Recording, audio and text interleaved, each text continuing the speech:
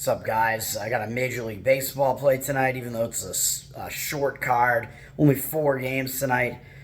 Some of them do have playoff implications. You got Texas playing. I do kind of lean in their direction, even though I think they're kind of too popular a play. They got John Gray pitching. It looks all right for Texas, but they have the motivation because they're trying to maintain their lead in the NL West, which I think is 2.5 games right now. They're up, I believe, against Anaheim, who's returning from a road trip. You got Seattle returning from a road trip, but they have a big game in that same division, the NL West, against Houston, and they're either tied or a half game apart right now for second place in that division, which is a wild card spot, battling for one of the lower wild card spots.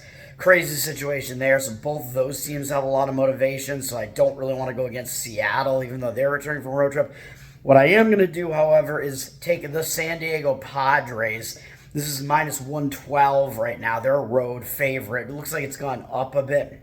Haven't been able to totally read the market on this yet, although I think the market is on that side with me for the most part. The Giants, I don't think are in a good spot at all. Both of these teams, they're not technically eliminated, but I think you could kind of consider them eliminated. And the Giants, I think the road trip that they just had was kind of the nail in the coffin for them. If they had done better on that road trip, things I think would be a bit different. They had a 3-series road trip that took them to Colorado, and then I believe Arizona, although it was a short series, and then the Dodgers. The Colorado, they're up in the elevation there. They did not do well there. And then Arizona, a wild card battling team right now, a team that's in the wild card battle. And then they had to go to their rival, essentially, division rival, the Los Angeles Dodgers, and that series didn't go well either. I think they lost 3 of 4, including last night. They were on the ESPN Sunday night game, lost in extra innings, dramatic fashion, losing the series. That could be potentially like a dream crusher type of game where it's like, you are done now, you're eliminated, and now they have to return home off of that. This is why I think this is not a good spot for the Dodgers at all. They also used quite a bit of their bullpen in that game. I think their starter only went like an inning, and they kind of did a pitcher by committee thing, even though they had one pitcher go about 4 innings. But their bullpen is a lot more used up than San Diego's is. San Diego only used a couple of guys in an easy win over St. Louis, and they were at home, and now San Diego gets to go on the road here. I think the Giants are going to be in that situation where they're like hungover from that road trip, the Dodgers series. They got the distraction angle. It's, they might be coming to a reality that they're out of it. San Diego, I think, did not really think they were going to be in the wild card hunt. So I think they're kind of beyond that at this point, knowing that they were not going to be in the playoffs. I think they're in a much better spot, and they get to go out on the road, which is more of a focus spot here. And I like the pitching matchup better. Logan Webb for the Giants. He's got good stats. He's okay, but he's not really a strikeout guy. He's got good control.